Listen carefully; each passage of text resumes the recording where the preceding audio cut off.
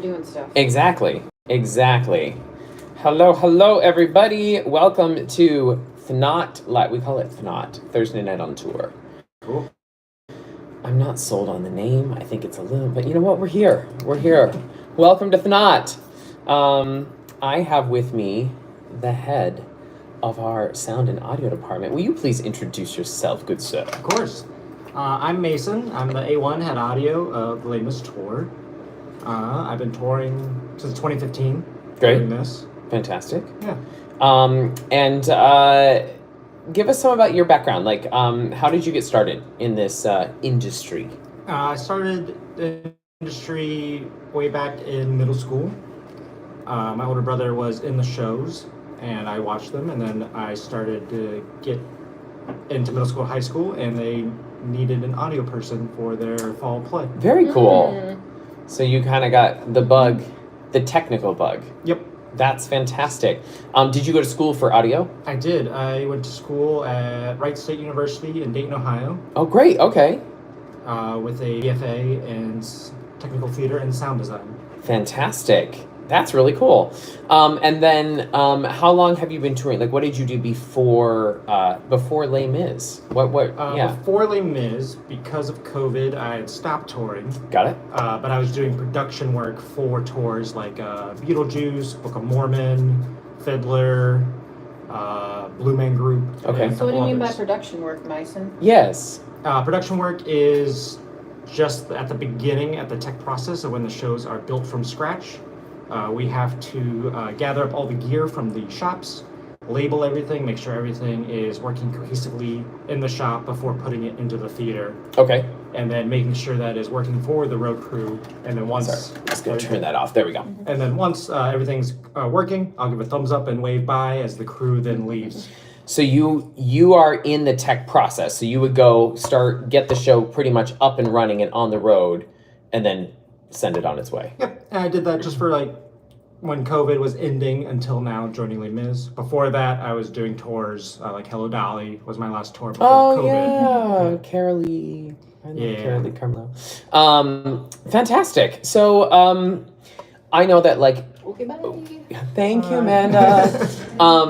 So a lot of people have asked, and I know I just posted a funny video today about what these two things on my forehead are, and these are microphones. So can you talk about the elements, that's what they're called, correct? Yep. Elements that we wear, and kind of how they work and how they are able to help the audience hear us every single night. Of course. All of our principals on Les Mis, they have two elements. So these two little guys right here. I'm going to separate them up just a little bit. They have little Like caps two. on them with little metal grills to help pick up their vocal patterns in whatever way that they are needs individually met. With all our principals, we have two of them on versus one because, like our Valjean, he is on stage for most of the show. I think a month or so ago, one of them broke mid-show, and we as crew cannot access him in While those I'm moments. on stage. So we have to have two on him so that I, myself at the console, when that happens, we can toggle over to the backup, the second one, to be able to pick up anything until we have the moment of intermission to come check in and swap out the rig entirely. Because I know that a lot of you have seen me get my wig on and everything like that. It's all running up underneath a wig cap, underneath a wig, so it's in place. So that way then hopefully it doesn't have to be changed out. But if it does, and it has to happen quickly, then it's a whole process of having to take everything off. So I'm very thankful that we are double packed, because it does make things easier. Do you know how many microphones do we use every single night? We have 39 wireless packs on all of our actors. Those wireless packs are Oh wow! Look at that! Look at that! Bringing examples in. I love it. Very little. These are just 6212s. He has two of these on his back. Yeah, I have them right down here. They're right back here. Ding, ding. And they have one of these ports just gets the cable that goes up to his forehead, and the other one gets an antenna so that we can pick them up.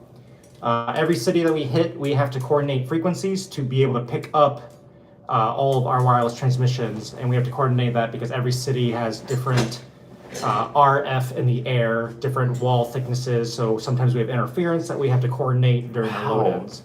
That's crazy. I didn't even think about that. Someone said, has the sound ever gone down during a performance? performance? For this performance, we've never gone down. Knock on all the wood. I've had shows where major important cables have broken. We have, most shows now on Broadway have a very important cable called our fiber cable, which is, I'm gonna grab this. Yeah. Which is about this thick of a cable. Okay. And because its fiber is glass. Yeah. And it runs a loop from Amp World backstage to the console at the front of house position where I am, to the pit, from the pit back to backstage, and that completes a loop of all our major audio inputs of the show. I've had a show where that has broken because sometimes it's a walkable path. Yeah, of course. And if that breaks, it creates a full system popping noise that is very disturbing. Wow. Okay. No, do we use something like that on Les Mis? Really? We are very mindful when we install that and take it out, but it is always used on this show of Les Mis. So where is it? Where, like, now I want to know, like, where do you run that? Because of every venue is different. About how long is that cord? Because every venue for us that we go into is going to have like a different length between, you know, backstage to where you are, or like we were just at the Fox Theater, which was like a football field away. All of our snakes are, which our snakes are just the cables from backstage to front of house, are minimum 250 feet. And those fibers we talked about are 300 meters, I believe. Wow. And they are kept on spools, completely separate from everything else, so that they can be protected. And then are they like placed against the wall, or are they strung up along? If like, we how can, is that? we keep them the same path, but separate, of like ones on hooks above head height, above stomping grounds. Got it. Some venues have tubes under the house seats. And we So we're like here, we're in Tampa right now. We're at the Strass Center. Do they have a tube? They do not. They have to go onto the house balcony where all the patrons are on all of the little tiers to dwindle back to front of house and then drop down to me. So it's a very time-consuming process here for snakes. Wow.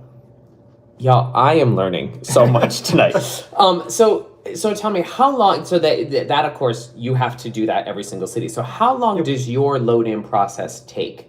Because you also, I don't know, for those of us that don't know, that are out there, we travel with our stage, right? And so underneath our stage, there are speakers, there are monitors, so we can hear our orchestra wherever we are on that stage. So not only do we have monitors underneath the stage, we have monitors on the sides of our stage, and then of course the speakers in the front and everything like that. How long does your process take? Because I'm sure that it's broken up a bit. Yeah, we have it broken up into multiple segments so that working with the other departments, if a department is slower or stuck on something, that we can move on to something else. Like we have towers full of speakers that we build every single time that are about 26 feet tall. Each tower has 17 speakers in it. Because we install about 109 speakers technically on this tour. Like the ones on the deck, there are 16 in the deck, just for those ones that the actors walk over to listen to. There's 6 on either side of the stage for the actors and crew so that they can hear what's going on with the show. But ultimately, it takes us, let's see, from here in this city, we started at 3 p.m. to midnight, and then we came back from 8 a.m. till show go, sound check at 5 p.m. So whatever those hours are. I mean, you're working nonstop. They truly are. I mean, our crew is the hardest working crew because they don't get a day off. Their day off, they spend all night in the theater unloading the set, and then here they went on a sleeper bus from Atlanta to drive to Tampa to get off the bus to go into the hotel rooms to maybe sleep for a couple hours. Not here. We came here, went straight to the theater. Straight to the theater. God. Someone just asked, does your setup change? I think the soundboard change. We travel with the soundboard, correct? Correct. Every single piece of equipment on this show travels with us, so nothing physical changes. So my front of house setup, the console, every piece of gear is always identical setup.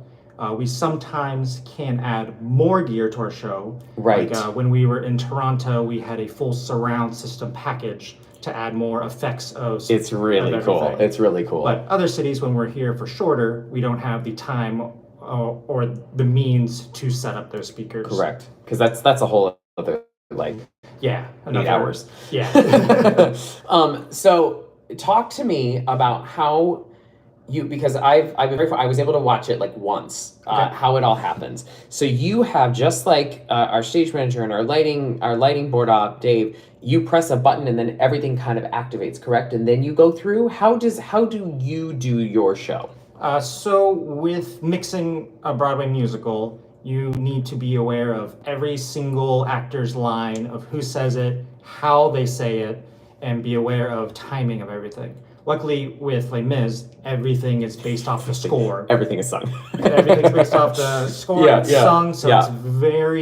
it's much easier to anticipate line delivery. Oh, of course, because it's all musically but laid out. as soon as the show starts, if someone is talking, I have my fingers on a fader that corresponds with actor, and it is up when they are talking. When they are not, it's down. So the whole show, I am dancing with my fingers throughout. So like when we get to all of the women in Factory, with they all have all those one-liners, I'm just going boop, boop, boop, boop, boop with it. And, wow. Yeah.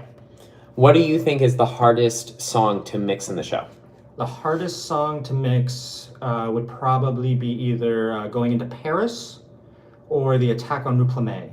I know those aren't necessarily songs, Yeah. but it's because of how fast the one-liners are with it. Okay. That's the tricky part. Like when we get to songs like Stars, it's very one just person kind of adjusting. dancing with the music back and forth.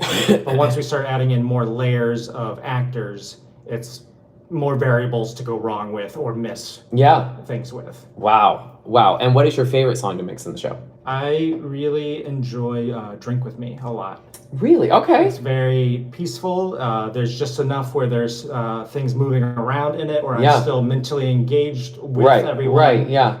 But it's very fun to go through with. Because you watch the show a lot. Every single night. when the cast is not speaking, I think I just saw this question pop up. When the cast is not speaking, our microphones are on, but they're not up. Because our microphones are on the entire show. Correct.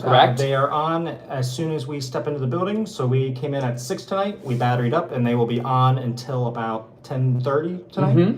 But they will not go through our system PA unless my finger pushes up that fader for them. Right. Very fun. Okay. Great.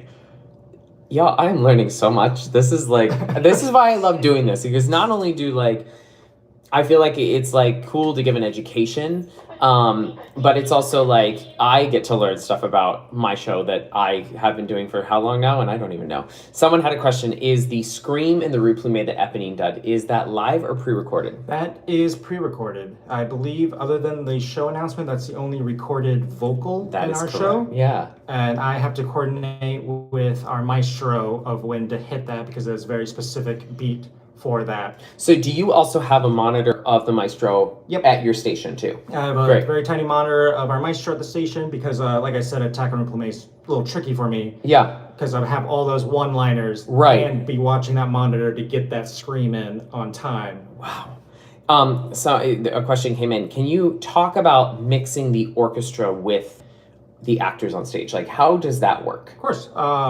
It's basically just a giant balancing game, because you want the orchestra to be present, but you don't want it to be overbearing, so we don't lose intelligibility of all the actors singing, dialogue, anything with that. So it's a constant motion of fading in and out the orchestra, targeting individual instruments that maybe one day they're playing a little hotter than normal, of being able to then grab them off to the side and pull them down a little bit. So talk to me, you said just grab them off to the side, so talk to me about your setup. So your setup, you have orchestra over here to your left? Yeah. So you've got all the orchestra, and each of them have their own individual microphones, correct?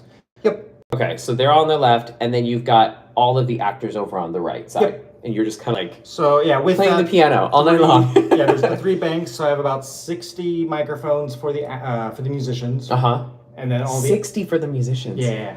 Wow. And then all the actors on my right. But in the middle, because the show is constantly changing, the middle will change with me for every song. So for top of show, I only have all of the men at the for look down. I have only them there. But as soon as we leave that, I hit a button and it changes it to just you when you're drinking from your drink from the pool. Yeah. There you go. Someone said, how do you mix the sound for the orchestra so that we can hear it on stage, and yet you can also hear it out in the house. So that I think that's the question, because I know that like what we hear on stage, we can't hear ourselves on Correct. stage. We don't have any monitors of our vocals on stage. All that we're hearing is what the house is hearing. We kind of hear like a slap back, I guess, in a way. So how does that work? So that way then we don't, like the orchestra, how does that work? Like it's a little tricky because, like you said, we don't put your vocals onto the stage to avoid feedback. But we do the orchestra on those speakers that are in the deck, like we talked about earlier, or the speakers on the side. But we send typically specific instruments for referencing of timing, show stuff, notes to go off of. So there's mainly a lot of keyboard and a lot of other very prominent instruments like violin or some percussion for rhythm stuff. So you can adjust what we hear on stage based on different than what they're hearing in the house. Yeah, in the house you hear the full show of everything in its glory, and they get a slightly modified to be able to do everything that they need efficiently without making extra noise to muddy things up, if you will. There you go. Mason, do you have an understudy? That is a very good question. I have Sean. He is the A2, the audio assistant. Yeah. And he's actually mixing tonight. Yes, he is. So I do typically 5 shows a week, and he'll do 3 so I can rest my ears and be backstage and do his duties. Yeah. And so that he can stay active at the mix in case if I ever get hit by a bus or whatever, someone is still readily available to do the show. Knock on wood again. That is so cool. So if there's somebody out there that is like, this is so cool, this is what I want to go into now, what advice would you give them? To go into this? Yeah. If it is anything that fancies, like anything that tickles whatever you want, if you want to go into it, no matter what level, you just need to reach out to the local theater, the local union. Everyone's very accepting and very welcoming of anyone new that's honestly interested in doing it. And they're willing to teach or be at whatever level you may be at. Because that's basically how I got in. Someone taught me back in high school of like, this. Yeah. All right. Well, it is 5 minutes, which means that I have to go on stage. Do you ever worry about mixing things at the wrong time, Mason? All the time. All the time. Yeah. My heart can sometimes stop all the time, especially if like someone stutters a line. I freak out. Is the microphone broken? Did something go wrong? And it was just someone just breathing differently. Yep. Oh Lord! And this man has seen the show a lot. Yeah, a lot, and he has to watch the whole thing, just like our lighting Dave George. He has to watch the whole thing, just like Bradley, who does spot the whole thing. Anyway, Mason, we have got to go do a show, but thank you. Of course. Thank you so much. This has been I am blown away. I don't want to do a show. I just want to go out and listen to it now. So if you're watching the show tonight, enjoy. Thanks for tuning into ThNOT.